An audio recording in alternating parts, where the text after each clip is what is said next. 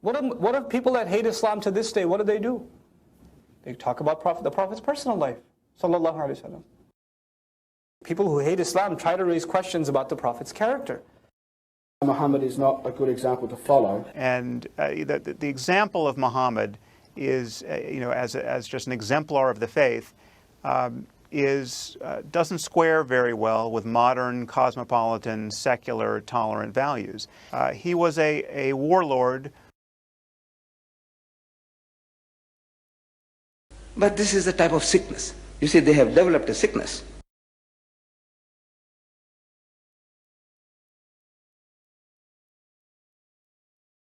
A part of being a Muslim, a part of being the follower of Rasulullah sallallahu alayhi wasallam is to have a heart that forgives. Not only does it forgive, but it loves to forgive. The Prophet of Allah who we claim we love. Because I'm sure you're thinking in your mind, Wallah brother, may Allah reward you, very nice khutbah, very emotional, very touching, but cuz you don't understand. What this person did to me is unforgivable. And I repeat, there is absolutely no scenario. I don't care if he shot your mother, he shot your father, he raped your child. I don't care what scenario you could possibly throw at me. Forgiveness is the key. The Prophet of Allah for 13 years in Mecca, live this with me. 13 years in Mecca, prosecuted, harmed, sworn at, spat at, had dust thrown in his face. They killed his companions. For what? For what? What crime did he do? What crime did he do? What? He looked at someone's sister? What? He didn't cough up his money at the end of the business transaction? What crime did he do? 13 years! They boycotted him and his family for 3 years. Sahaba said we were eating the leaves off the trees until our droppings became like the droppings of animals for 3 years. For what? What crime? They divorced his daughters. Sumayya radiallahu in front of the Prophet, publicly. I'm not telling you, Allah, you know what, that they started sending around a WhatsApp video about what. No. Publicly, live, in front of the Prophet and his companions, they grabbed Sumayya, a woman. They grabbed her publicly. They opened her legs in front of her husband and her son, and they rammed a spear into her private parts until they killed her. Who is your God? Answer me. Say it. Say Hubal is your God. Say it. There is only one God. Muhammad is the messenger of God.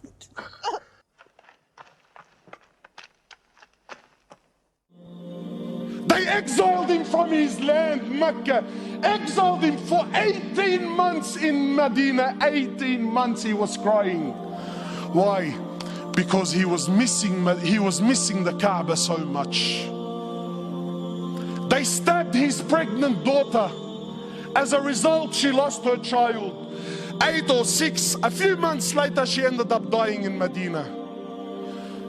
He buried every one of his children while he was alive, except for Fatima. In Uhud, you know, it's one thing to go to war and kill. That's fine, you killed the man. In Uhud, they massacred the dead. His uncle Hamza, they cut his nose off, they cut his ears off, they ripped his liver out. Hind took a bite from his liver and spat it on the floor. Sahaba said when the Prophet of Allah seen Hamza, we never seen him cry like he cried when he seen his uncle Hamza. In narrations, he prayed janazah for his uncle 70 times. So much hurt and so much pain. For years. And then when Fatah Makkah came, and now he comes back victorious with an army of 10,000 companions, an army the which Arabia never seen in their lives. Men who at the drop of a word were happy to give their lives just to see him smile. He enters into the haram of Mecca, 10,000 soldiers surrounding, and those people that harmed him for years and years and years. He enters into the haram, 10,000 soldiers surrounding the haram, those people that harmed him for years and years. Where are they going to go now, bro? Talk about the tables turning, huh? So he looks at them and he says to them, and what do you think I will do with you today? What do you think I will do today? They said, you're an honorable, generous person, the son of an honorable, generous person. The Prophet of Allah turns around and says to the kuffar, اذهبوا فأنتم الطلقاء. Go, every single one of you are free, I forgive you.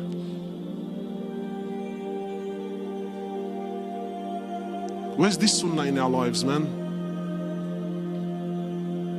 Where's this deen?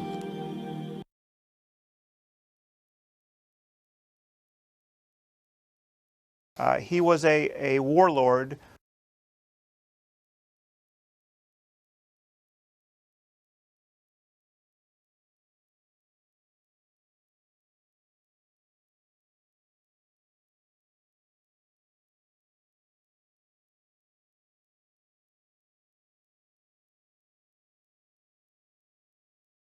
Yes, I do have a problem with Islam. I think it's a fascist ideology. I think we should stop the Islamization of our society.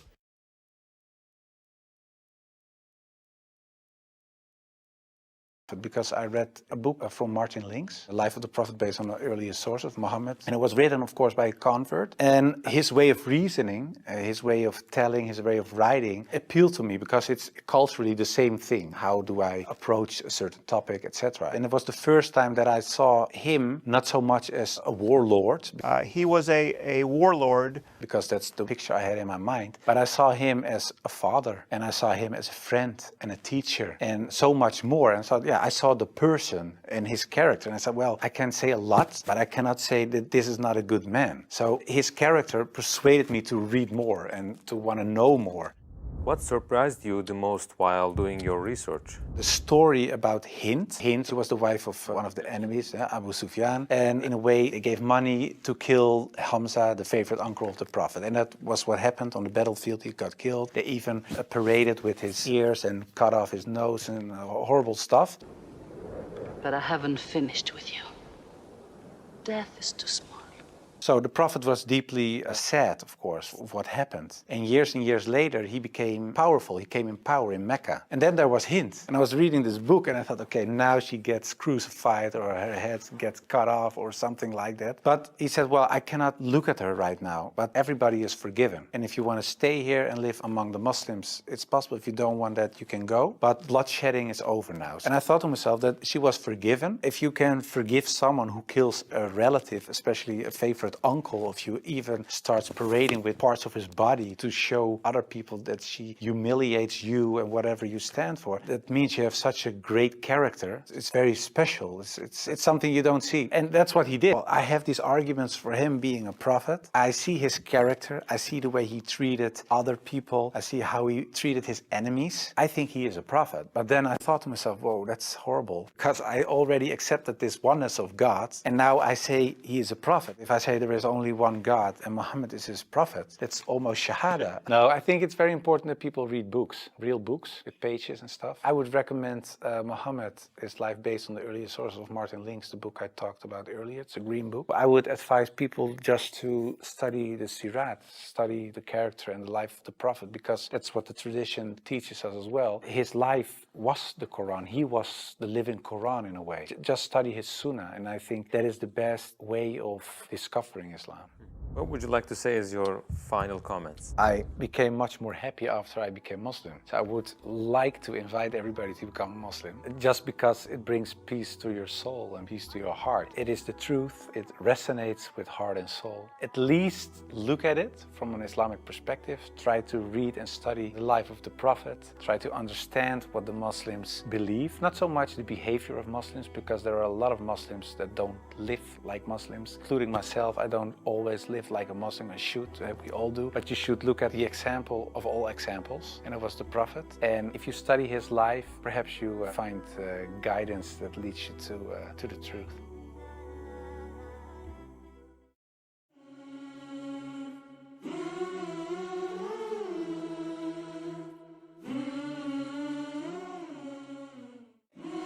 Prophet of Allah, Muhammad sallallahu alayhi wa sallam.